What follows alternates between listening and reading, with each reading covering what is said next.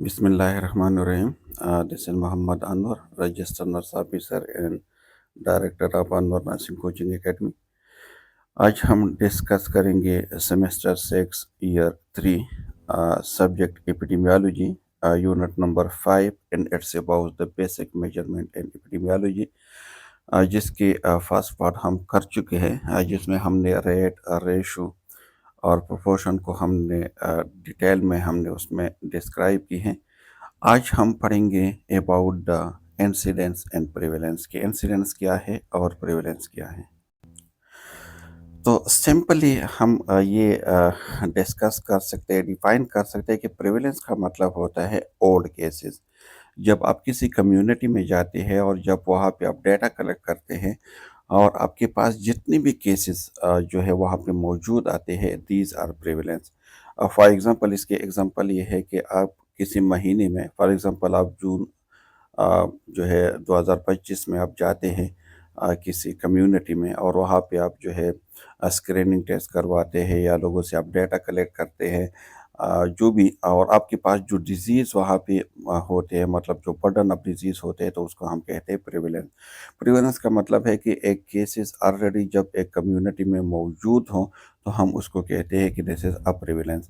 Incidence का मतलब ये होता है कि जब कोई न्यू केसेस आ जाते हैं, मतलब जब पहले से डायग्नोज ना हो और न्यू केसेस जब आपके पास आ जाते हैं तो हम उसको इंसिडेंस कहते हैं। फॉर एग्जांपल मैं इसके एक एग्जांपल आपको ये भी बता देता हूँ कि अगर आपके पास आप किसी वार्ड में काम करते हो, फॉर एग्जांपल आप मेडिकल वार्ड में काम करते हो और आपके पास वहाँ पे जो एडमिटेड पेशेंट है, किसी को स्ट्रोक है, किसी को जो है गैस्ट्रोइंटेस्टाइनल प्रॉब्लम है, जो भी, तो ये ऑलरेडी आपके पास प्रिविलेंस है उस डिजीज़ के बारे में। अगर गैस्ट्रोएंटेराइटिस के साथ है तो मतलब उसकी प्रिविलेंस के साथ है। लेकिन अचानक उसको जो है ना हार्ट अटैक हो जाते हैं या अचानक कोई दूसरा डिजीज़ आप जब उसके टेस्ट करते हैं तो आपके पास कोई न्यू डिजीज़ आ जाते हैं उसमें, तो उसको कहते हैं इंसिडेंस। मतलब जब न्यू केसेस सामने आ जाए तो हम उसको कहते हैं इंसिडेंस, और जो पहले से मौजूद होते हैं हम उसको कहते हैं मतलब प्रेवलेंस। या फॉर एग्जांपल अगर आप किसी कम्युनिटी में जाते हैं और आप वहाँ पे टेस्ट वगैरह सब करवाते हैं, ठीक है, फॉर एग्जांपल आप जून 2025 में जाते हैं और आपके पास वहाँ पे जो डायबिटीज़ है उसकी 100 केसेस है टोटल। आप जब फिर जुलाई या अगस्त या सितंबर में आप दोबारा जाते हैं और जब आप वहाँ पे दोबारा डेटा ले लेते हैं तो आपके पास आप 1010 है, तो मतलब ये जो 1010 है, ये जो 10 न्यू केसेस आए हैं after the June, so this is called incidents, और ये 100 तो पुराने थे और दोनों को कंबाइन करके फिर आपके लिए 110 जो है प्रिवेलेंस बन जाएंगे। तो प्रिवेलेंस एज ओल्ड केसेस और जो इंसिडेंस है this is the new cases. तो ये कह रहा है कि prevalence can be view as describing a pool, ठीक है, of a disease in population. Incident describe the input flow of a new cases into the pool, and that and cure reflect the outflow from the pool. देख for example ये आपके पास एक पोल है, ठीक है, और इसमें जितनी भी ये आप देख रहे हैं कि पड़ी हुई है, सो दीज आर डिजीज, ठीक है, ये डिजीज है इसके अंदर, लेकिन ये डिजीज पहले से इसमें मौजूद है, तो इसीलिए उसको हम कहते हैं प्रेवलेंस। ठीक है, प्रेवलेंस इसीलिए उसको कहते हैं क्योंकि उसमें ऑलरेडी ये डिजीज मौजूद है, ओल्ड केसेस है, प्रेवलेंस। अब देख इस पोल को बाहर से भी आ रही है, ठीक है, बाहर से भी डिजीज आ रही है, तो ये न्यू केसेस आ रहे हैं ना, ऑलरेडी इसमें तो ये मौजूद है, लेकिन जो ये न्यू केसेस आ रहे हैं तो हम उसको कहते हैं इंसिडेंट्स। और यहाँ पे देख इससे कुछ जो है ना बाहर जा रही है, मतलब कम हो रही है, तो इसको हम कहते हैं या डेट या क्योर। देख अगर प्रिवेलेंस को हम किस तरह कम कर सकते हैं, प्रिवेलेंस दो तरीकों से हम उसको कम कर सकते हैं। या तो जो डिजीज़ है अगर उसकी ट्रीटमेंट हो जाए और वो डिजीज़ जो है ख़त्म हो जाए, तो हम उसको कहते हैं कि फॉर एग्जांपल आप ये, अगर आपके पास मलेरिया के केसेस हैं, अगर आपके पास 100 पेशेंट है वार्ड में विद मलेरिया, मलेरिया के साथ 100 पेशेंट है आपके पास, 100 में से 5 लोग ऐसे हैं जो ठीक हो गई, उसकी इलाज करके वो क्योर हो गई, और 5 लोग ऐसे हैं जिसकी डेथ हो गई, ठीक है। आप ये दोनों को प्लस करके 10, आप 100 से आप 10 माइनस करें, आपके पास आप कितने केसेस रह गए हैं, सो 90, ठीक है।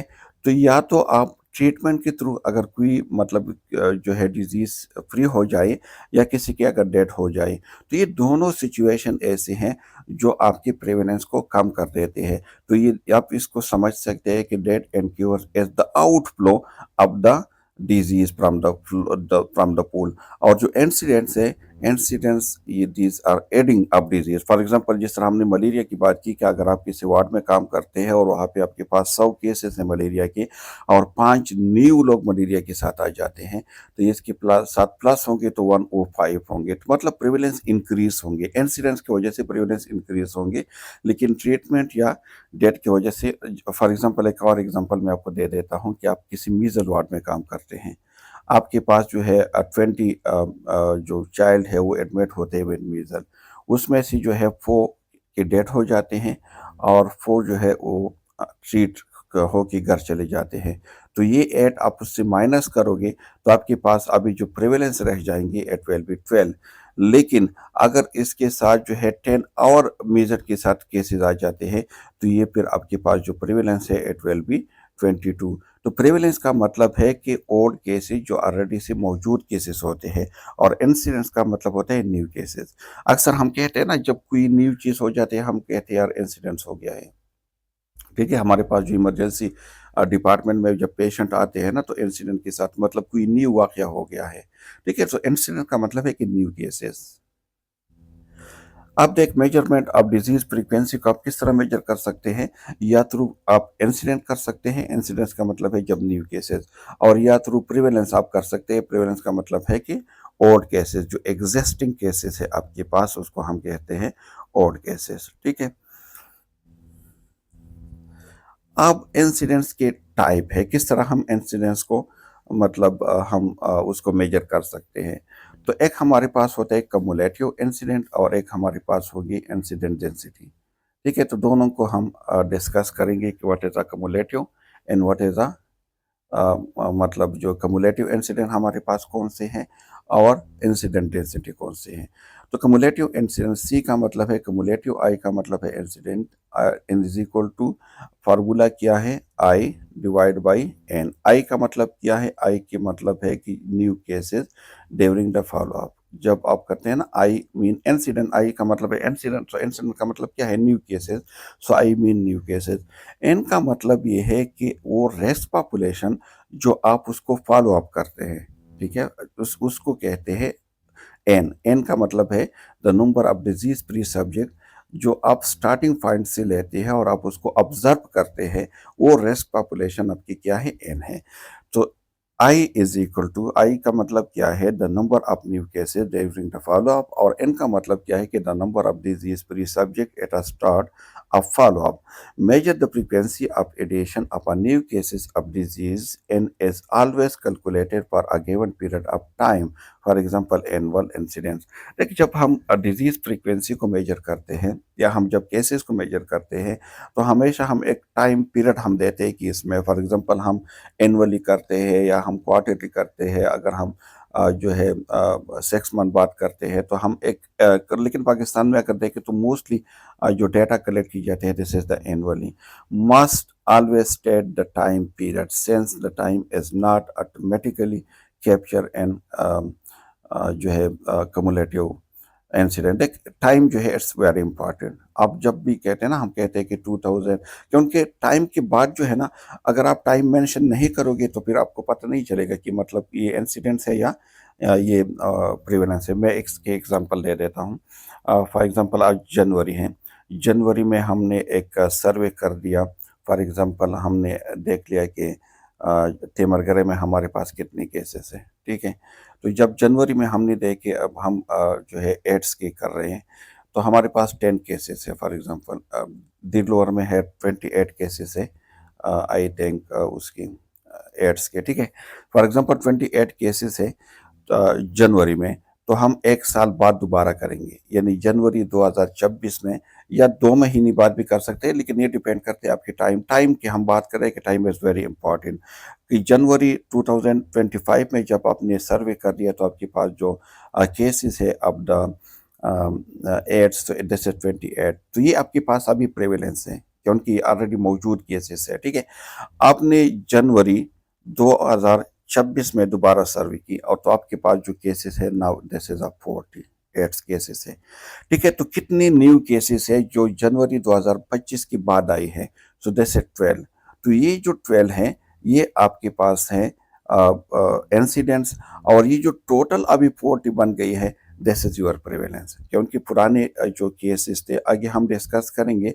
प्रेवेलेंस के टू टाइप है, तो आगे हम डिस्कस करेंगे। एक में आप सिर्फ 22 लेंगे और एक में 40, तो आगे हम डिस्कस करेंगे। कहने का मतलब ये है कि आप इंसिडेंट तब कहोगे जब आपने एक सर्वे, आप फॉर एग्जांपल आप दोबारा आप कर रहे हैं जनवरी 2027 में आप सर्वे कर रहे हैं, और आपके पास जो केसेस आ रहे हैं वो 46 हैं। तो इसमें जो न्यू केसेस कितने ऐड हो गए 40 में?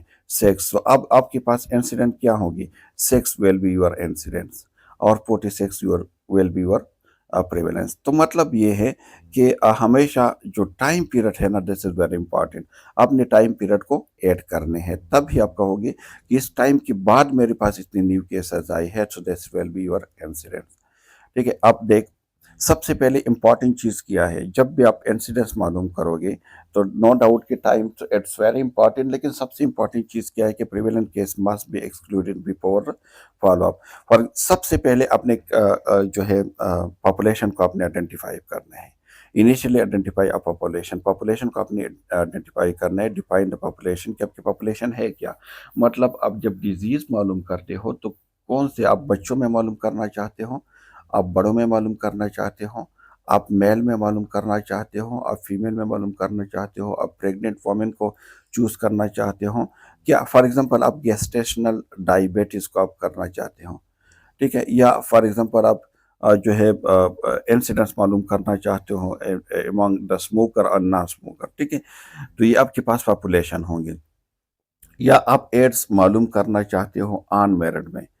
ठीक है, जो अनमैरिड पॉपुलेशन है उसमें आप एड्स जो है उसको मालूम करना चाहते हो। या आपकी पॉपुलेशन है मैरिड, मतलब आप मैरिड जो पॉपुलेशन है उसमें आप एड्स की केसेस को मालूम करना चाहते हो। ठीक है, तो इसके लिए आपने क्या करना है?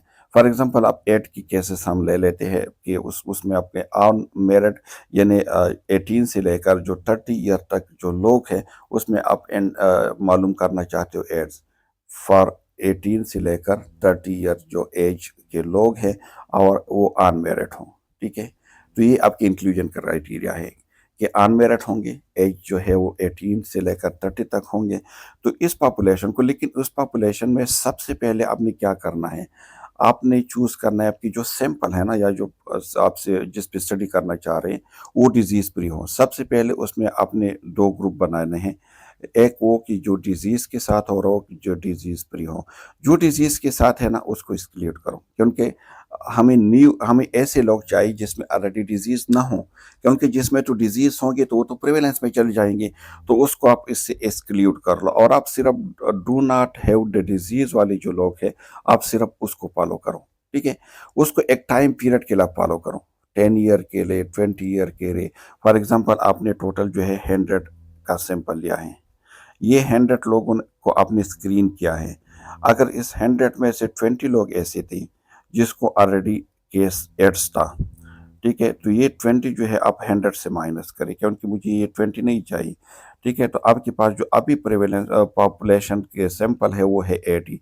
अब इन 80 लोगों को मैं फॉलो अप करूंगा उसका for time of period. For example 10 year के लिए मैं उसका जो है फॉलो अप कर रहा हूँ। जब मैं उसकी फॉलो अप कर रहा हूँ और आफ्टर 10 ईयर मैं हर साल उसकी जो है ना देख लूंगा कि मतलब 25 में, 26 में, 27, 28। ठीक है, तो ये 35 तक जो है मैं उसको ऑब्जर्व करूंगा।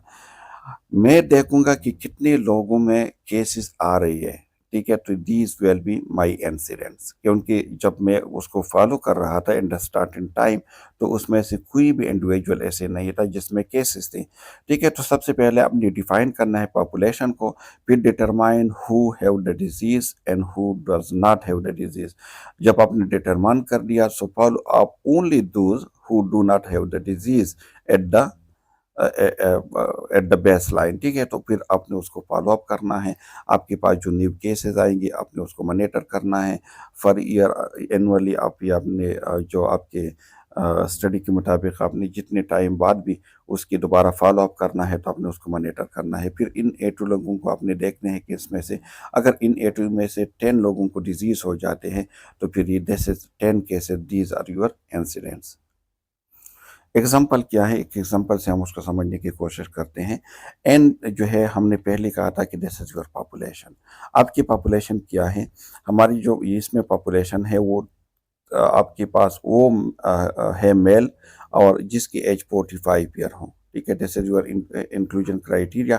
एक तो ये होंगे कि मेल होंगे, दूसरा ये कि एज 45 ईयर होंगे, और टोटल जो आपने सैंपल ली है, पॉपुलेशन ली है, दिस इज द 1000। आप जब उसको आप ऑब्जर्व कर रहे हैं पर व्हाट, आप प्रोस्टेट कैंसर के लिए आप उसको फॉलो अप कर रहे हैं, 10 ईयर तक आपने उसकी फॉलो अप की। जब 10 ईयर तक आप उसने फॉलो अप की तो आपके पास उसमें से 50 इंडिविजुअल ऐसे थे कि उसको ये कैंसर डेवलप हुआ। ठीक है, तो आपने क्या मालूम करना है? कमुलेटिव इंसिडेंट मालूम करना है। तो कमुलेटिव इंसिडेंट का फार्मूला था CI = I/N। आई आपके पास क्या थी? न्यू केसेस कितने आई है? 50। और आपके पास पॉपुलेशन कितना था? 1000। ठीक है, तो आप उसको काट सकते हैं तो 0.5, लेकिन हम उसको परसेंटेज में लेंगे। ठीक है, 0.5, लेकिन हम आप इसको परसेंटेज में लेंगे। जब आप उसको परसेंटेज में लेंगे तो एट विल भी, क्योंकि देख कमुलेटिव फ्रीक्वेंसी अक्सर हम परसेंटेज में लेते हैं, क्योंकि cumulative frequency as your proportion. Actually क्या है? प्रोपोर्शन है। ये किस चीज़ के बारे में हम बताते हैं? रेस के बारे में। जब आप रेस को आइडेंटिफाई करना चाहते हो, आप प्रोपोर्शन को, तो cumulative frequency as a proportion. और ये किस चीज़ के बारे में आपको बताएंगे? रेस के बारे में। ये यानी कितने रेस के? ये 5% जो है रेस है, अगर एज 45 ईयर जो एज मेल है कि उसको कैंसर हो सकते हैं, प्रोस्टेट कैंसर हो सकते हैं। ठीक है, so number of one last follow up in the number of no withdraw from study. लेकिन ये हमने इसलिए किया कि इसमें जो हमने 1000 पॉपुलेशन ली थी उसमें थे न किसी की डेथ हुई थी और न किसी ने विड्रॉ की थी। अगर किसी की डेथ या विड्रॉ हो जाए तो फिर हम उससे वो माइनस करेंगे। ठीक है, अब कमुलेटिव इंसिडेंस क्या है? Is the most common way to estimate risk. मैंने आपको पहले बता दिया कि रिस्क को एस्टिमेट करने के लिए मोस्ट कॉमन जो वे है जैसे द कमुलेटिव इंसिडेंट्स। रिस्क के लिए हम जो है या इंसिडेंस के लिए the best study is cohort study, but it's a very longitudinal study, आगे हम डिस्कस करेंगे।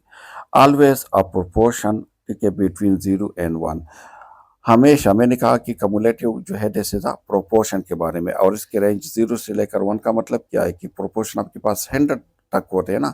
1 यानी 0 से लेकर 100 तक होते हैं, 100 से ऊपर नहीं जाते और 0 से नीचे नहीं आते।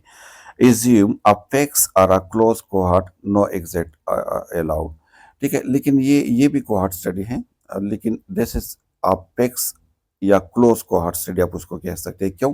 क्योंकि कोहॉर्ट स्टडी में लोग जो है अक्सर छोड़ के चले जाते हैं, लेकिन कमुलेटिव इंसिडेंट में हम किसी को एग्जैक्ट नहीं होने देते। For the brief specified period of time, for example इसमें टाइम का जो है मतलब मेंशन करना लाजमी है। जिस तरह मैंने आपको पहले बता दिया कि अगर आप टाइम को मेंशन नहीं करोगे तो आप किस तरह कह सकते हैं कि हमारे पास न्यू केसेस आए हैं। आप जून जुलाई अगस्त को मेंशन करोगे तो फिर इसके बाद सितंबर अक्टूबर में आप स्टडी करोगे तो आपके पास न्यू केसेस आएंगे कि जून के बाद इतने केसेस हमारे पास आ गई है। And initially alteration is a huge problem, loss to follow up date computated rest. इसमें क्या अल्ट्रेशन आ सकते हैं? This is a very huge problem. Alteration का मतलब क्या है? इन रियलिटी में अगर हम देखें, इन रियलिटी में अल्ट्रेशन आ सकते हैं। फॉर एग्जांपल, अगर आप 1000 लोगों को, जिस तरह हमने पिछली केस में हमने बात की कि 1000 लोगों को ली है और 10 ईयर के लिए हम उसको ऑब्जर्व कर रहे हैं, तो 10 year is a huge period.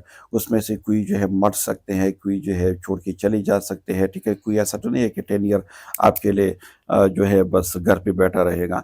तो मतलब अल्ट्रेशन जो है this is a very huge problem. Formula does not reflect continuously changing and population size for a dynamic cohort, यानी open population does not allow the subject to be follow और a different time of period. इसमें हम जो है जो formula है, एक तो ये आपके अल्ट्रेशन के बारे में नहीं बताते।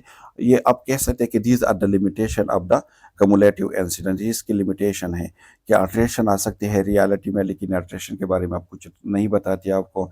दूसरा ये कि हम जो सब्जेक्ट है एक एक सब्जेक्ट को हम डिफरेंट टाइम पे मतलब ऑब्जर्व नहीं कर रहे, सबको एक ही टाइम पे आप ऑब्जर्व कर रहे हैं। In a real life, one has to deal with जो है losses, competing risk, attrition, dynamic cohort, and operational follow-up time. So the rate become more relevant. अगर प्रोपोर्शन की बजाय अगर हम जो है इंसिडेंट जो है मतलब कमुलेटिव इंसिडेंट्स के बजाय अगर हम डेंसिटी की तरफ जाए तो it will be very helpful because it will be a rate. लेकिन सिंपल आपने ये याद रखना है कि कमुलेटिव फ्रीक्वेंसी जो है ये एक प्रोपोर्शन है और ये आपको रेस्ट के बारे में बताते हैं कि एक डिजीज के रेस्ट कितने हैं। पर्सन टाइम एंड रेट्स, ठीक है। Individual may be expose to the rest an event for varying amount of time during the total time period of a certain date due to, देख person time and rates का मतलब क्या है, इसको हम incident density भी कहते हैं। जिस तरह मैंने पहले बता दिया कि incident density is much more better than the cumulative incident, ठीक है। इसमें पर्सन का मतलब है पीपल और मल्टीप्लाई बाय टाइम, इसको हम कहते हैं पर्सन टाइम, यानी एक पर्सन को आपने कितने टाइम के लिए आपने उसको ऑब्जर्व किया है, ठीक है। कमुलेटिव फ्रीक्वेंसी में देख उसका लिमिटेशन क्या था, उसका लिमिटेशन ये था कि does not allow subject to follow for the different time period. लेकिन जो इंसिडेंट डेंसिटी है उसमें ये नहीं है, इसमें आप एक इंडिविजुअल को जो है आप उसको मेजर कर सकते हो कि एक इंडिविजुअल को अपनी कितने साल के लिए आपने उसको मतलब फॉलो अप की है। मैं इसके एग्जांपल बता देता हूँ। फॉर एग्जांपल आपके पास 3 लोग हैं, ठीक है, 3 लोग हैं आपके पास, 1 2 और 3। जो 1 है उसको आपने 5 ईयर के लिए ऑब्जर्व किया, 2 का आपने 2 ईयर के लिए ऑब्जर्व किया और 3 को आपने 4 ईयर के लिए ऑब्जर्व किया। आप जो है इसकी टोटल टाइम आप निकाल सकते हैं। 4 multiply by 5, 1 multiply by 5 5, 2 multiply by 2 4 और 4 मल्टीप्लाई बाई 3 जो है आपके पास 12। तो ये तकरीबन टोटल जो पर्सन टाइम है ये आपके पास 15 बन गया, ठीक है। आगे हम डिस्कस करेंगे फिर आपको समझ आ जाएंगे। Individual may be exposed to the race and event for varying amount of time during the total period of time center limit due to, देख इसमें कुछ आप कह सकते हैं कि कुछ इसमें भी प्रॉब्लम है। क्या है, entering the time period later, ये कुछ फैक्टर है जो इफेक्ट कर सकते हैं आपके मतलब जो पर्सन टाइम है उसको इफेक्ट कर सकते हैं। फॉर एग्जांपल अगर कोई ऐसा इंडिविजुअल है जो बाद में स्टडी में इंक्लूड हुआ, फॉर एग्जांपल आप 10 ईयर के लिए हम स्टडीज़ कर रहे हैं, एक इंडिविजुअल ऐसे है जो 5th ईयर पे वो मतलब एंटर हुआ स्टडी में, तो ये बाकी जो हम है इसको तो हम 10 ईयर के लिए ऑब्जर्व करेंगे, लेकिन जो 5 ईयर बाद एंटर हुआ तो उसको लिए हम 5 ईयर के लिए हम फिर आप उसको ऑब्जर्व करेंगे। दूसरा क्या है कि living the time period early, बस अभी जो है एक इंडिविजुअल है जो 5 ईयर की बजाय उसने 7 ईयर में छोड़ दिया, तो उसको तो हमने सिर्फ 7 ईयर के लिए ऑब्जर्व कर दिया, ठीक है। And experiencing the event of interest, experiencing the event of interest का मतलब ये है कि एक इंडिविजुअल है जिसको ऑलरेडी डिजीज हो चुका है लेकिन वो आपको नहीं बता रहा हो, स्टिल आप उसको ऑब्जर्व कर रहे हो, ठीक है। सो पर ये 3 ऐसे फैक्टर हैं जो मतलब इफेक्ट कर सकते हैं पर्सन टाइम के ऊपर, ठीक है। Person time is a calculation combining the person and time as in the sum of individual units of time that the people have been exposed at the rest of event as issue, and the denominator of a person time rate is often used in epidemiological and avoid statistic, ठीक है। और ये जो person time है उसको हम as a denominator use करते हैं, ठीक है। क्या यूज करते हैं, डिनोमिनेटर। फॉर एग्जांपल ये हमारे पास टोटल कितने मतलब पार्टिसिपेंट है, 3 2 5 6, तो 6 हमारे पास पार्टिसिपेंट हैं, कितने टाइम के लिए हमने उसको टोटल ऑब्जर्व किया है, 15 के लिए। तो ये 15 जो है जैसे जो पर्सन टाइम है और पर्सन टाइम जो है ये आप उसको डिनोमिनेटर के थ्रू पे आप उसको यूज करते हैं, ठीक है। तो इसको हम कहते हैं इंसिडेंट डेंसिटी या इंसिडेंस रेट।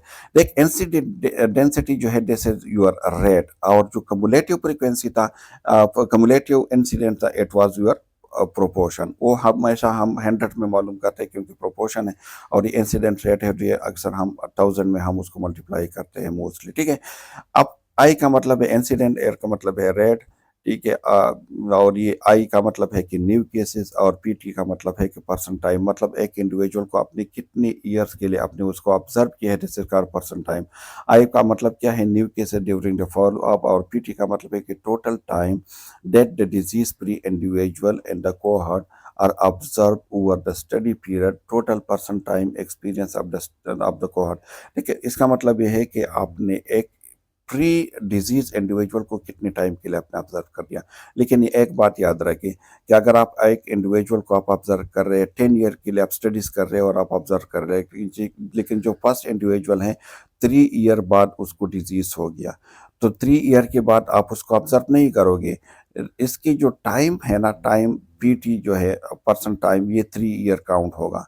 दूसरा इंडिविजुअल है इंडिविजुअल 2, आपने उसको 6 ईयर के लिए ऑब्जर्व किया और 6 ईयर बाद उसकी डिजीज हुआ, तो इसको आप जो है पर्सन टाइम उसका लिखोगे 6 नॉट 10, क्योंकि जिस जहाँ पे उसको डिजीज हो जाए या जहाँ पे उसकी डेथ हो जाए या जहाँ पे उसको ये छोड़ के चला जाए, तो मतलब आपने सिर्फ वो टाइम लिया है जिस टाइम तक आपने उस इंडिविजुअल को ऑब्जर्व किया है। तो ये हम इंडिविजुअली एक एक जो इंडिविजुअल है उसको हम ऑब्जर्व करते हैं। ठीक है, ये देख के इसको हम हैजर्ड रेट्स भी कह सकते हैं, इंसिडेंस डेंसिटी रेट भी कह सकते हैं, और पर्सन टाइम इंसिडेंस भी कह सकते हैं। मतलब ये इसकी दूसरी नाम है इंसिडेंस रेट का या इंसिडेंस डेंसिटी का, उसको आप हैजर्ड रेट भी कह सकते हैं, इंसिडेंस डेंसिटी रेट भी कह सकते हैं, और पर्सन टाइम इंसिडेंस भी कह सकते हैं। सो दीज आर द मतलब other names of the incidence density, तो या इंसिडेंस रेट, तो आप एमसीक्यूज में आ सकते हैं, तो आपने इसको याद रखने हैं। ठीक है,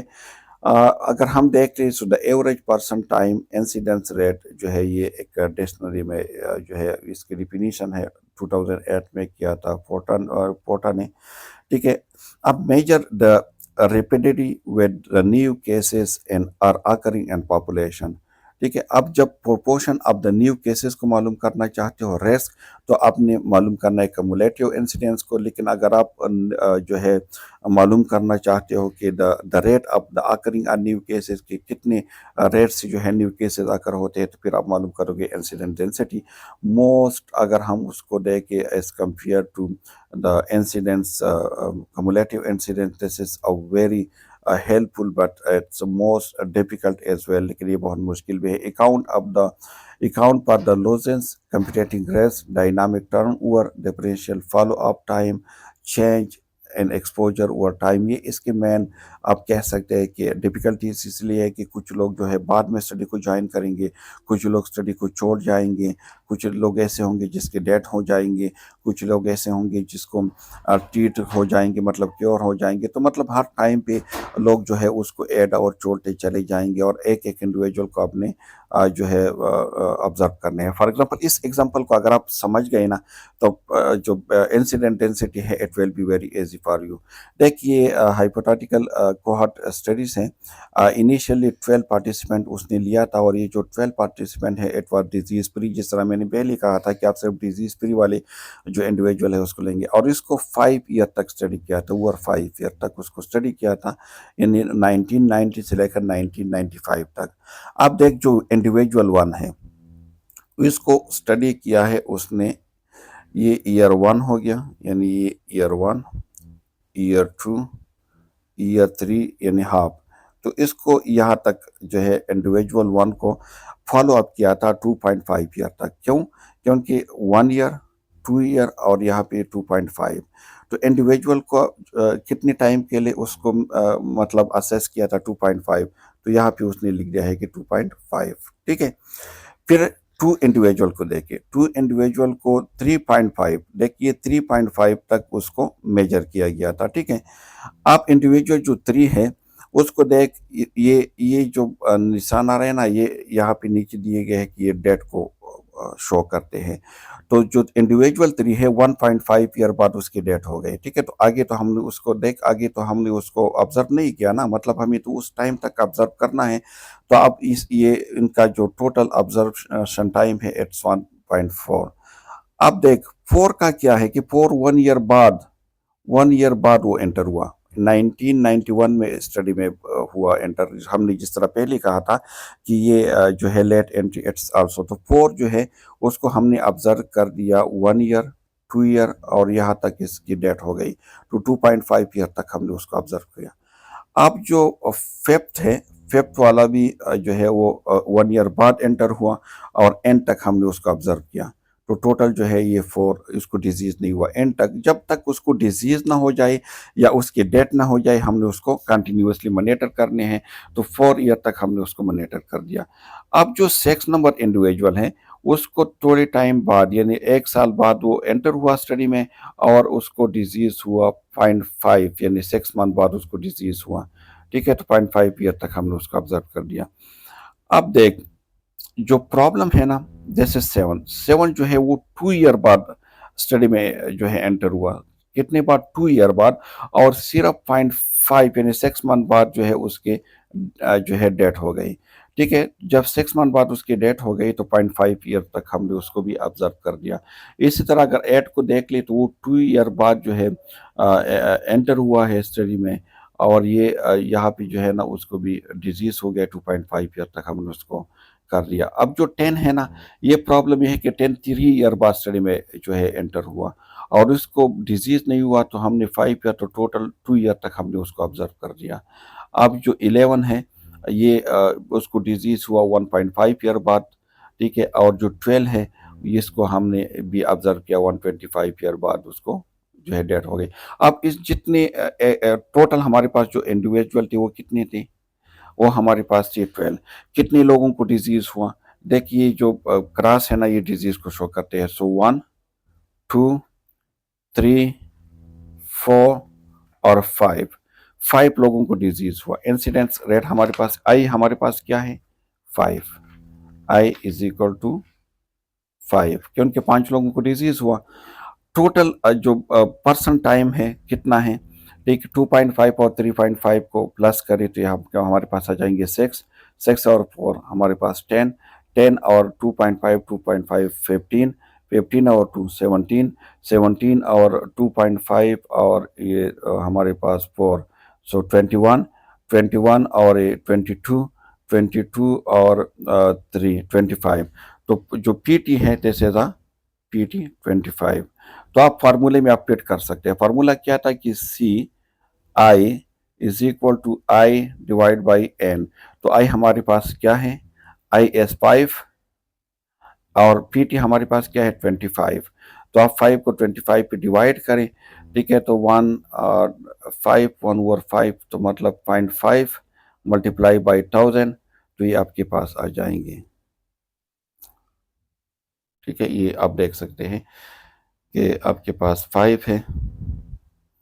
ठीक है, आई आपके पास कितने हैं 5, टोटल जो पर्सन टाइम है ये आपके पास 25 है। आप उसको डिवाइड करें तो आपके पास आ जाएंगे 0.2। तो इसका मतलब ये है कि आप आपने उसको मल्टीप्लाई करना है 1000 के साथ या 100 के साथ, जो भी आप उसको मालूम करना चाहते हैं आप उसके हिसाब से कर सकते हैं। अगर आप 1000 के साथ करोगे तो टोटल जो है 200 न्यू केसेस आ जाएंगे पर 1000। अगर आप 100 के साथ करोगे तो 100 में आपके पास जो है 20 न्यू केसेस आ जाएंगे। ठीक है, तो study question is the value of 2.2 as a proportion does have the value 0.25 as a percent an individual risk of developing the disease। ठीक है, लेकिन मैंने पहले बता दिया कि this is always show in the rate कि कितने जो न्यू केसेस है वो कितने जो है आकर होते हैं। ठीक है, सो होपफुली कि आप उसको अंडरस्टैंड कर चुके होंगे। इसमें एक और एग्जांपल अगर आप चाहते हैं तो कर लेते हैं, कोई और एग्जांपल भी। चलो एंड में है इसके एग्जांपल, तो आपने इस फार्मूले को याद करना है। आपने जो कम्युलेटिव इंसिडेंट है उसका फार्मूला याद करना है कि आई डिवाइड बाई एन। ठीक है, और आपने इंसिडेंट्स रेट का फार्मूला याद करना है कि आई डिवाइड बाई पी टी यानी पर्सन टाइम। ठीक है, लेकिन प्रोपोर्शन को अक्सर हम 100 से मल्टीप्लाई करते हैं और जो रेट है उसको हमेशा हम 1000 से अक्सर मल्टीप्लाई करते हैं। चलो अब हम बात करते हैं प्रेवलेंस। इंसिडेंस की तो हमने बात की कि न्यू केसेस। प्रेवलेंस का मतलब क्या है कि existing cases, measure of existing cases of health conditions, या जो है अगर किसी कम्युनिटी में पहले से जो और केसेस मौजूद है उसको स्टडी को हम कहते हैं this is the prevalence inherently based in toward the inclusion and जो सर्वाइवर है। ठीक है, अब primary outcome of the cross sectional study is simple survey. जो क्रॉस सेक्शनल स्टडी है ना, descriptive cross sectional study, this is a best study for the finding out of the prevalence. Prevalence को मालूम करने के लिए सबसे पहले और सबसे बेस्ट स्टडी है cross sectional. Two type of prevalence होते हैं हमारे पास, एक होते हैं पॉइंट प्रेवलेंस और एक होते हैं पीरियड प्रेवलेंस। ठीक है, पॉइंट प्रेवलेंस और जो पीरियड प्रेवलेंस है उसमें मेन डिफरेंस क्या है। पॉइंट प्रेवलेंस का मतलब ये है कि आप किसी एरिया में जाते हो एक खास टाइम पे और वहाँ पे आप डाटा कलेक्ट करते हो और आपके पास जो डिजीज़ आ जाती है उसको कहते हैं time point prevalence. For example आप जून 2025 में आप किसी एरिया में जाते हैं और वहाँ पे आप जब डाटा कलेक्ट करते हैं आपके पास जो टोटल केसेस है वो 20 है। So this is 20 you're a point of prevalence, क्योंकि पॉइंट एक ही पॉइंट पे आपने जाके डाटा कलेक्ट कर दिया और आपके पास जो टोटल केसेस आ गई तो इसको आप कहते हैं कि this is a point prevalence. ठीक है, इसका फार्मूला क्या है पॉइंट प्रेवलेंस का कि सी डिवाइड बाई एन। सी का मतलब है केसेस, ऑलरेडी जो एग्जिस्टेड केसेस है, और एन का मतलब है जो पॉपुलेशन है एट द टाइम, उस टाइम में जो पॉपुलेशन है। तो सी का मतलब है कि observe cases at time T, और एन का मतलब है कि पॉपुलेशन साइज एट टाइम। दोनों में टाइम की बात होंगे। ठीक है, कि अगर 2020 में और ये भी 2020 में कि 2020 में टोटल पॉपुलेशन वहाँ पे कितना था और उसमें कितने लोगों को डिजीज थी, तो इसको कहते हैं पॉइंट जो प्रेवलेंस है। Measure the frequency of disease at an given time point of time. जब आप एक गिवन पॉइंट इन टाइम में आप अगर किसी डिजीज फ्रीक्वेंसी को मेजर करते हो तो इसको कहते हैं पॉइंट प्रेवलेंस। देख, पॉइंट प्रेवलेंस के एग्जांपल क्या है। Suppose there are 150 individual in a population. Total individual कितने हैं, टोटल पॉपुलेशन कितने हैं, 150 आपके पास है पॉपुलेशन। ठीक है, P on the certain days 15 R L with a flow, what is the estimated prevalence of the population। आपके पास सी कितने हैं, 15 है।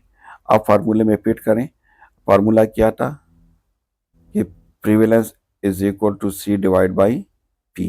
देखिए फार्मूला था ना हमारे पास, N, C divide by N. तो सी आपके पास कितने हैं, 15 है। एन आपके पास कितने हैं, 150 हैं। आप उस पर डिवाइड करें तो आपके पास 10 आ जाएंगे। ठीक है, सही है। आपके पास क्या आ जाएंगे, 0.1 आ जाएंगे, लेकिन आप उसको मल्टीप्लाई करोगे 10 के साथ तो आपके पास 10% आ जाएंगे। ठीक है, तो इट्स वेरी इजी, इसमें कुछ है नहीं। अब प्रिवेलेंस यूजफुल किस चीज़ के लिए, assessing the health status of the population. जब आप एक पॉपुलेशन के हेल्थ स्टेटस को मालूम करना चाहते हैं कि इसमें कितने लोग जो है वो एल हैं, कितने लोगों को डिजीज़ है, तो हेल्थ स्टेटस को मालूम करने के लिए प्रिवेलेंस इज बेस्ट। प्लानिंग करने हैं हेल्थ सर्विसेज की, क्योंकि आप किसी कम्युनिटी में ज़्यादा डिजीज़ है तो उसको ज़्यादा रिसोर्सेज की ज़रूरत होंगे। upon the only measure possible with the chronic disease where the incidence case cannot be easily detected, prevalence of the hypertension। अगर क्रोनिक डिजीज आप जो है जितने भी, तो इसके लिए बेस्ट है ये, क्योंकि इंसिडेंस से आप उसको नहीं मालूम कर सकते अगर किसी को हाइपरटेंशन है एग्जैक्ट क्यों।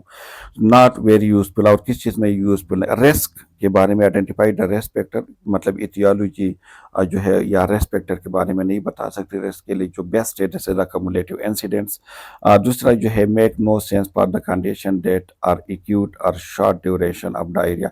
और जो शॉर्ट ड्यूरेशन की डिजीज़ है, फॉर एग्जांपल अगर किसी को शॉर्ट ड्यूरेशन के लिए डायरिया हो जाती है और इसमें, तो इसके लिए इसकी कोई सेंस है नहीं, क्योंकि प्रेवलेंस तो अगर आप आज करोगे और 10 लोग डायरिया के साथ है तो 2 दिन बाद तो सारे ठीक हो जाएंगे, तो फिर आपके पास प्रेवलेंस 0 रह जाएगी। So for the chronic disease, for the long term disease के लिए तो प्रेवलेंस जो है गुड है, लेकिन फॉर द शॉर्ट टाइम या जो शॉर्ट ड्यूरेशन के लिए जो डिजीज है उसके लिए प्रेवलेंस इतनी यूजफुल नहीं है।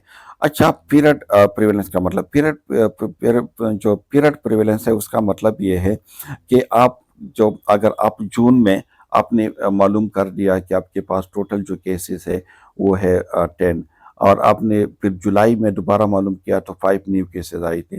तो जो पीरियड है वो पीरियड के साथ मतलब जून और जुलाई दोनों को आप कंबाइन करके, तो जून में जो आपके पास थे वो ऑलरेडी आपके पास ओल्ड केसेस थे, और जो जुलाई में आए हैं वो न्यू केसेस है, इंसिडेंट्स है, तो दोनों को कंबाइन करके पॉपुलेशन पे डिवाइड करके आपके पास आ जाएंगे पीरियड ऑफ टाइम। ठीक है, इसी का मतलब क्या है कि the prevalent cases at the beginning of the time period, मतलब आप जून में आप जब सर्वे कर रहे थे तो आपके पास जो केसेस थे वो थे 10, तो ये आपके पास सी है क्योंकि बिगिनिंग पे जब आपने कर दिया। जुलाई में जब आपने दोबारा सर्वे कर दिया तो ये आपके पास 5 जो है उसमें न्यू केसेस आ गई। तो आपके पास जो पीरियड पॉपुलर प्रिवेलेंस है वो है सी प्लस आई, यानी 10 + 5। तो अभी आपके पास जो केस बन जाएंगे वो बन जाएंगे 15। ठीक है, सो आई क्या है कि the incident case that develop during the period, आपने जो पीरियड दिया था, और इनका मतलब है कि size of population and the same time of period. ठीक है, आप देख इस एग्जांपल को देख के तो आपको समझ आ जाएंगे। देख इनिशियली टाइम 1 पे जब हमने स्टडी कर दिया तो हमारे पास 2 केसेस थे, 2 डिजीज थे। ठीक है, टोटल जो लोग हैं वो 10 हैं, और जो केसेस है वो कितने हैं, 2 केसेस है। ठीक है, इसके बाद देखिए नीचे दी गया है कि 0 का मतलब है डिजीज, आर का मतलब है रिकवरी, डेट का मतलब डी का मतलब है डेट, और एम का मतलब है माइग्रेशन।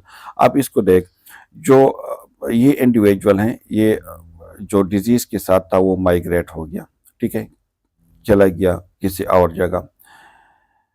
ये जो इंडिविजुअल था, जो फर्स्ट इंडिविजुअल, इसकी रिकवरी हो गई।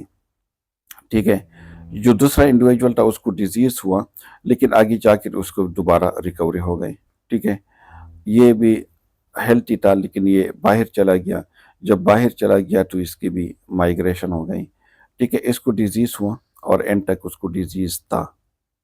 ठीक है, इसलिए एक दूसरा है, उसको डिजीज हुआ लेकिन फिर उसकी डेथ हो गई, इसको भी डिजीज हुआ लेकिन बाद में ये रिकवर हो गई। ठीक है, आप आपने क्या मालूम करना है, फाइंड प्रिवेलेंस। आपने अगर मालूम करना है, फाइंड प्रिवेलेंस मालूम करने का मतलब है कि एक ही टाइम पे जो हमने पहले किया था, और फाइंड प्रिवेलेंस का फार्मूला था कि सी डिवाइड बाई एन। तो अगर टाइम एन पे आपने मालूम करना है तो टाइम एन पे आपके पास टोटल कितने केसेस थे, 1 और 2। तो फाइंड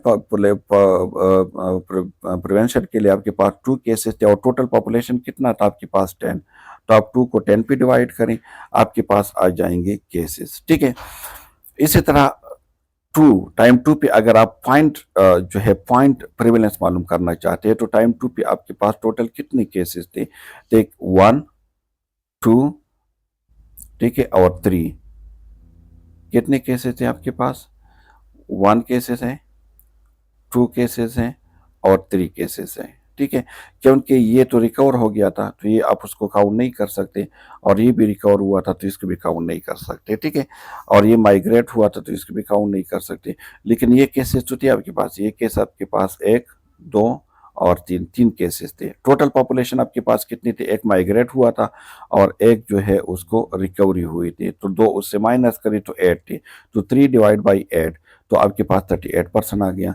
अब पीरियड प्रिवेलेंस क्या है, पीरियड प्रिवेलेंस का मतलब ये है कि आपके पास जितनी भी थी, मतलब 2 यहाँ पे थे।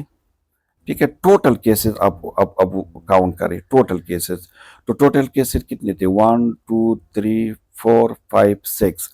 तो मतलब टाइम 1 और टाइम 2 दोनों के आप केसेस काउंट करें तो 6 थे, और टोटल प्रेवलेंस आपके पास कितनी थी, 10 to 60% आ गई। ठीक है, तो मतलब यह है कि एक टाइम पे अगर आप प्रेवलेंस मालूम करना चाहते हो तो दिस इज पॉइंट प्रेवलेंस, जिस तरह हमने टाइम 1 और टाइम 2 पे मालूम किया। अब टाइम 1 और टाइम 2 दोनों के लिए जब आप मालूम करना चाहोगे तो this is a period prevalence. ठीक है, दोनों को कंबाइन करके this is a period prevalence. आप what's impact the prevalence estimation, अब कौन सी ऐसी चीजें हैं जो प्रिवेलेंट की एस्टिमेशन के ऊपर उसका इम्पैक्ट होता है, या इंक्रीज करते हैं या डिक्रीज करते हैं। फॉर एग्जांपल एक माइग्रेशन है, तो ये प्रिवेलेंस को क्या करेंगे, या इंक्रीज करेंगे या डिक्रीज करेंगे, किस तरह। अगर एन माइग्रेशन अब डिजीज है, बाहर से वो लोग आते हैं जो ऑलरेडी डिजीज के साथ है। फॉर एग्जांपल अगर पाकिस्तान में 10 लोग डायबिटीज के साथ है, लेकिन 10 लोग जो है वो सऊदी अरब से डायबिटीज के साथ आते हैं, तो पाकिस्तान में जो प्रिवेलेंस है वो इंक्रीज होंगे। ठीक है। लेकिन आउट माइग्रेशन अगर डिजीज की है तो वो डिक्रीज करेंगे। पाकिस्तान में 10 लोग डायबिटीज के साथ है, उसमें से 5 डायबिटीज लोग जो है वो बाहर चले गए, तो 5 रह गए। तो इन migration of the disease person जो है इंक्रीज करेंगे प्रिविलेंस को, out migration of the disease person decrease करेंगे प्रिविलेंस को, लेकिन इन migration of the health people जो है वो प्रिविलेंस को डिक्रीज करेंगे। ठीक है। लेकिन out migration of the health person ये जो है वापस प्रेवलेंस को इंक्रीज करेंगे। ठीक है। अर्ली डेथ अगर जल्दी मर जाते हैं तो ये भी प्रेवलेंस को डिक्रीज करते हैं।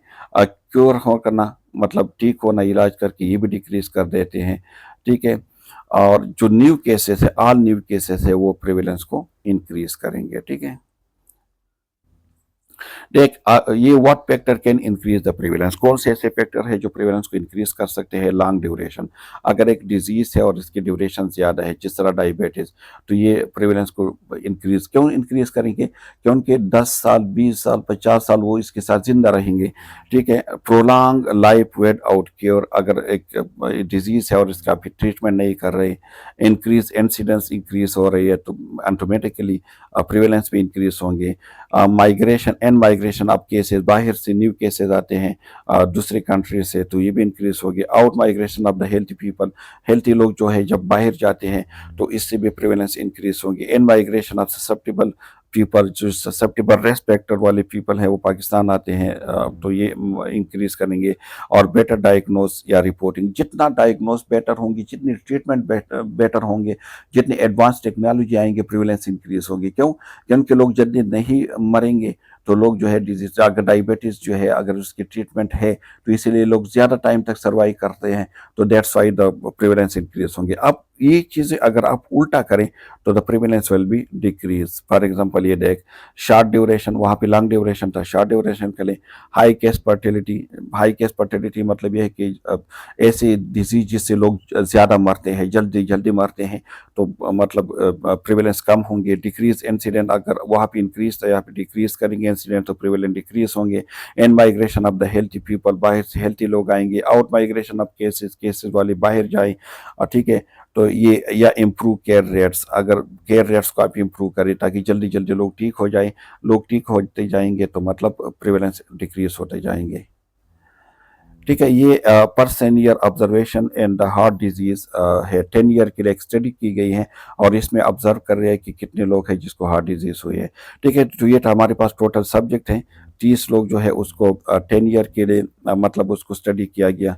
10 लोग जो है वो 9 ईयर के लिए, 7 लोग जो है वो ऑब्जर्व कर गए 8 ईयर के लिए, 2 लोग जो है वो 7 ईयर के लिए ऑब्जर्व किया, और 1 जो इंडिविजुअल है उसको 1 ईयर के लिए ऑब्जर्व किया। टोटल जो हमारे पास सब्जेक्ट है वो कितने थे, 50। ये कह रहे हैं कि द हार्ट अटैक जो है ऑब्जर्व ड्यूरिंग 10 ईयर में टोटल जो है हमारे पास न्यू केसेस कितने आई थी, हमारे पास आई थी 5। ठीक है। तो आप उसको मालूम कर ले, इंसिडेंस डेंसिटी मालूम कर ले। इंसिडेंस डेंसिटी का फार्मूला क्या था, R is equal to I new cases divide by P T. ठीक है। तो आई न्यू केसेस तो हमारे पास दी गई है कि कितने हैं, 5 है, लेकिन पी टी कितना है टोटल टाइम, तो आप इसको मल्टीप्लाई के लिए पहले इसको जो है एक एक के साथ आप मल्टीप्लाई करें।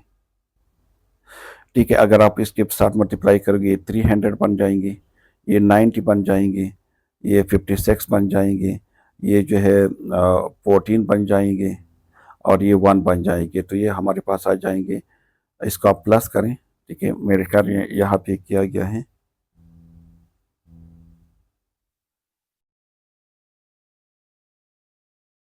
ठीक है। तो ये हमारे पास टोटल बन जाते हैं 461। अगर आप इसको क्योंकि मल्टीप्लाई किया ना, अपनी मालूम करने हैं ना, तो आप मल्टीप्लाई करोगे, तो आप फार्मूले में आप फिट करें I R is equal to I divide by P T. I हमारे पास 5 है, पी टी हमारे पास जो है 461 है। ठीक है। तो आप इस पे उसको डिवाइड करें। जब आप उस पर डिवाइड करेंगे तो आपके पास आ जाएंगे रिजल्ट। ठीक है। 5 को आप डिवाइड करें 461 पे। ठीक है। इसको डिवाइड करेंगे तो ये तकरीबन 0.010 आ जाएंगे। उसको आप मल्टीप्लाई करें 1000 के साथ तो ये तकरीबन 10 आ जाएंगे हमारे पास। ठीक है। तो इसका मतलब ये है कि 10 ओवर ऑफ 1000 जो है न्यू केसेस, अगर हम रेट की बात करें तो दिस इज 10 ओवर ऑफ 1000। जो है हमारे पास आ जाते हैं। ठीक है, तो इस तरह आप मालूम कर सकते हैं पर्सन ईयर को कि आपने सबसे पहले क्या करना है। जिस तरह आप यहाँ पे देख प्रीवियस स्लाइड में कि जितने ईयर के लिए आपने जो इंडिविजुअल को ऑब्जर्व किया है, क्योंकि आपने ये टोटल 30 सब्जेक्ट है, एक एक पार्टिसिपेंट नहीं है, 30 पार्टिसिपेंट है, और एक एक पार्टिसिपेंट को आपने 10 ईयर के लिए ऑब्जर्व किया है, तो इसीलिए आप उसको मल्टीप्लाई करेंगे इसके साथ। इसी तरह ये आपके पास 10 पार्टिसिपेंट है और एक एक पार्टिसिपेंट को आपने 9 ईयर के लिए किया है, तो आप एक एक को आप प्लस करें तो आपके पास 90 आ जाएंगे। ठीक है, मल्टीप्लाई करेंगे। इसी तरह आपके पास ये 7 पार्टिसिपेंट है और एक एक पार्टिसिपेंट को आपने 8 ईयर के लिए उसका ऑब्जर्व किया है, तो इसलिए मल्टीप्लाई करोगे तो 56 आ जाएंगे। इसी तरह ये आपके पास 2 है और एक एक को आपने 7 ईयर के लिए आपने उसको ऑब्जर्व किया है, तो आपके पास 14 आएंगे, क्योंकि एक को भी आपने 7 ईयर के लिए ऑब्जर्व किया है और दूसरों को भी आपने 7 ईयर के लिए ऑब्जर्व किया है। ठीक है, तो इस तरह आप उसको मालूम कर सकते हैं। चलो एक एग्जांपल कर लेते हैं। ये कह रहे हैं कि इन 2020 एंड 2003 टोटल जो है न्यू केसेस जो है आ गई है एड्स के 44,232 न्यू केसेस आ गई है 2023। ठीक है, तो यहाँ पे आप लिख दिए 2023 न्यू केसेस आई कितने हैं, 44,232। ठीक है, were reported in the United States. The population of the United States in 2022 population कितना था, n 298,09777। Calculated the incidence rate. Incidence rate आप किस तरह कैलकुलेट कर सकते हैं, सिंपल था ना। इंसिडेंस रेट हमारे पास के मतलब आई डिवाइड बाई पी टी, तो आई हमारे पास, ये हमारे पास आई है और ये हमारे पास पी टी है, उस पर आप डिवाइड करें, 1000 से उसको मल्टीप्लाई करें। ठीक है, तो आपके पास केसेस आ जाएंगे। फॉर एग्जांपल ये हमारे पास है। ठीक है, ये देखिए न्यूमिनेटर है हमारे पास न्यू केसेस आई, और ये हमारे पास जो पॉपुलेशन है, और हम उसको इसने क्या है 1 लाख पे आप उसको डिवाइड किया। 1 लाख पे भी कर सकते हैं, 1000 पे भी कर सकते हैं, 10,000 पे भी कर सकते हैं। ठीक है, जब इंसिडेंट रेट उसने मालूम किया, ठीक है, तो ये हमारे पास आ गया तकरीबन 15.28 जो है पर 1 लाख पॉपुलेशन। ठीक है, मतलब 1 लाख अगर पॉपुलेशन है तो 1 लाख में से 15 लोग ऐसे हैं जिसको एड्स होते हैं। ठीक है, तो आप इसको मालूम कर सकते हैं, आसान है। ठीक है, दूसरा एग्जांपल है कि diabetes follow of the study include 218 diabetes women and 3 non-diabetes women by the end of the study. 472 of the diabetes women and 511 of the non-diabetes women had died. The diabetic women were observed for the total जो time of period है 1862, and the non-diabetes were observed the total time for 36.63% year.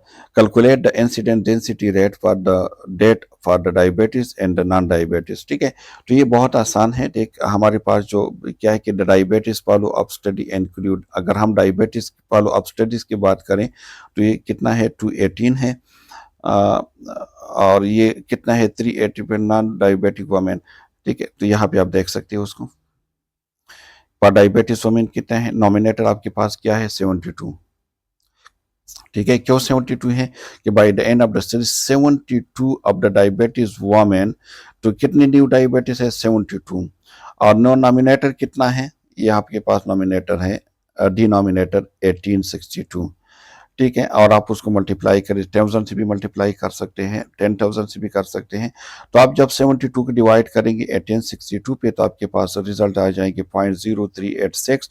आप इसको multiply करेंगे 1000 के साथ तो 38.6 आपके पास आ जाएंगे। इसी तरह पर द नॉन डायबिटिक्स वुमेन के लिए आपके पास जो नोमिनेटर है दिस इज 5,111, और आपके पास जो डिनोमिनेटर है इट इज अबाउट आपके पास जो है ये है 36,653। ठीक है, तो आप इसको 511 को आप डिवाइड करें 36.6.3, तो आपके पास जो रिजल्ट आएंगे 0.0139। आप उसको मल्टीप्लाई करें 1000 के साथ तो आपके पास 13 जो आएंगे, मतलब 13.9 यानी 14 पर 1000% जो है वो 9 डायबिटिक जो है उसके, अगर हम डेथ रेट की बात करें तो आ जाते हैं आपके पास। ठीक है। So this is the rest को हम पढ़ेंगे नेक्स्ट पार्ट में। तो अभी तक हमने जो बात की, हमने इंसिडेंट्स की बात की, हमने प्रिवेलेंस की बात की। हमने कहा कि हमारे पास जो न्यू केसेस आएंगे it will be the incidents. हमारे पास जो एग्जिस्टिंग और ओल्ड केसेस है दिस इज द प्रिवेलेंस। हमने इंसिडेंट्स के दो मेन टाइप के बारे में हमने डिस्कस किया कि किस तरह हम इंसिडेंट्स को कैलकुलेट कर सकते हैं। हमने कमुलेटिव इंसिडेंट्स की बात की कि cumulative incidence C I is equal to I divide by N. I हमारे पास जो न्यू केसेस है, एंड जो हमारे पास रेस्ट पॉपुलेशन है। हमने कहा कि मतलब जब आप रेस्ट को फाइंड आउट करना चाहते हैं, जब आप प्रोपोर्शन को फाइंड आउट करना चाहते हैं, तो आप कमुलेटिव इंसिडेंस को मालूम करोगे। एक हमारे पास है इंसिडेंस रेट, जिसको इंसिडेंस डेंसिटी भी कहते हैं, जिसमें अगर आप रेट मालूम करना चाहते हैं द न्यू केसेस आकरिंग के कितने न्यू केसेस आकर होते हैं, तो इसके लिए जो फार्मूला था आई डिवाइड बाई पी टी का मतलब था कि पर्सन टाइम, एक इंडिविजुअल को आपने कितने टाइम के लिए आपने उसको ऑब्जर्व किया था, तो इसको कहते हैं पी टी यानी पर्सन टाइम पर ईयर जो है, आप उसको कह सकते हैं एनुअली कहते हैं। हमने प्रिवेलेंस की बात की, हमने कहा कि ओड केसेस है। प्रिवेलेंस में भी हमने कहा कि एक पॉइंट प्रिवेलेंस है। पॉइंट प्रिवेलेंस का मतलब यह है कि एक टाइम पे जाके आप किसी एक जगह पे आप जो है डाटा कलेक्ट कर देते हैं, और एक पीरियड है। पीरियड ये है कि आपने एक टाइम पे भी गया, दूसरे टाइम पे भी गया, टाइम वन टाइम टू दोनों को आपने कंबाइन करके यानी C plus I old cases plus new cases divide by आपकी जो एन है, टोटल पॉपुलेशन है, उस पर आपने डिवाइड किया तो आपके पास पीरियड पॉपुलेशन आए। फिर हमने वो रेस्पेक्टर भी डिस्कस की जिसकी वजह से प्रेवलेंस जो इंक्रीज होते हैं और वो जिससे प्रेवलेंस डिक्रीज हो सकते हैं, तो इसके बारे में हमने भी डिस्कस किया। तो आई थिंक होपफुली कि आपकी जो कॉन्सेप्ट है वो क्लियर हो चुका होगा। Still if you have any confusion queries you can ask in the comment section. Inshallah I will try to give answer timely. Thank you so much for listening me. Thanks.